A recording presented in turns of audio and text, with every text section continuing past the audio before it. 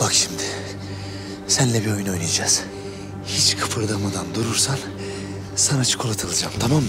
Ben annemin yanına gitmek istiyorum. Tamam, tamam gideceksin söz. Söz veriyorum gideceksin.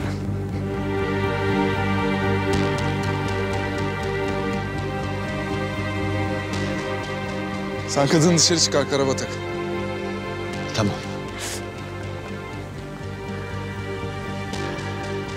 Dayan bakayım. Geldik. Hadi dayan. Dayan aslında. Dur.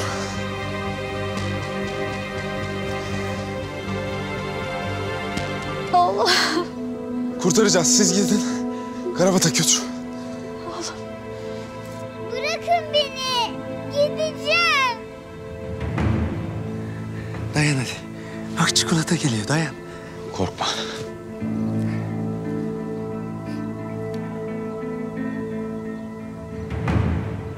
Anneme gideceğim. Ne olur kurtarın oğlumu.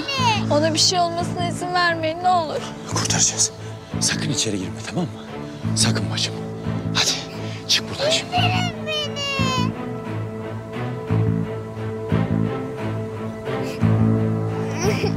Sık dişini Keşanlı.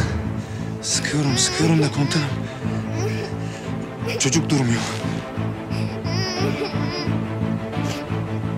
Gel. Sen de az dur ufaklık, az kaldı. Dur. Bunlar 20 yıllık mayınlar. Belki patlamaz ha. Vallahi az önce patladığını gördük. Ha, siktir. Bu da doğru. Ne yapacağız komutanım? Bir ağırlık koymamız lazım. Ben bir taş bulayım. Bismillah. Anneme gideceğim. Anne. Bir şey olursa yine bana oluyor. Sana hiçbir şey olmuyor. Aman diyeyim komutanım. Nasıl gidiyor ufaklık? İyi. İyiyiz değil mi aslanım? Ha?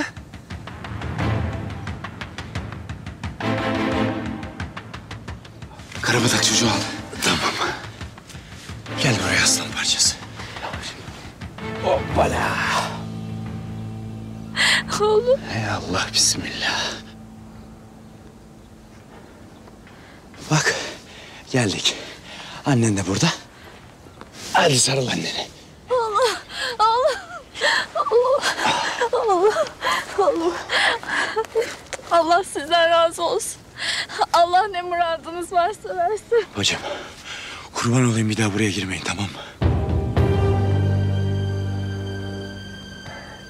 Hazır mısın? Sen yavaşça ayağını çekeceksin. Ben de ayakkabını bastıracağım. Komutanım tutacak. Ben de yavaşça taşı koyacağım. Tamam mı Keşanlı? Çocuk işi fena bozdu. Ben burada güzel güzel patlayacaktım. Kırmızı bayrağı da tabuta sardılar mı?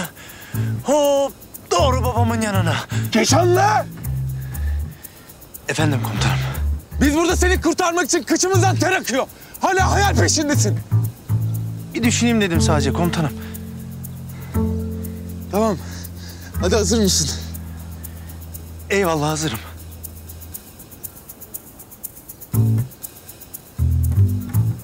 Yavaşça çek. Çekiyorum.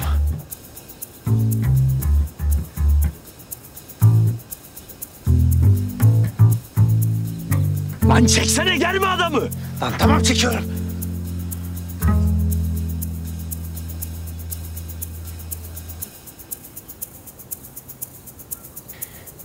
Bismillah.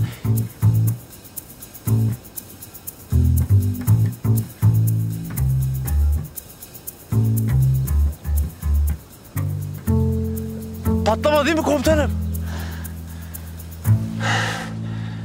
Patlamadı.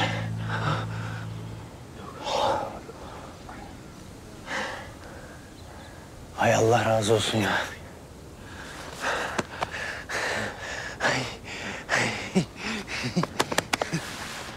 Kardeşim. Allah. Ulan bu Çolak ne cani bir heriftir be. Onun defterini düreceğiz. Bugün değil yarın. Yarın değil öbür gün. Hadi çıkalım oradan.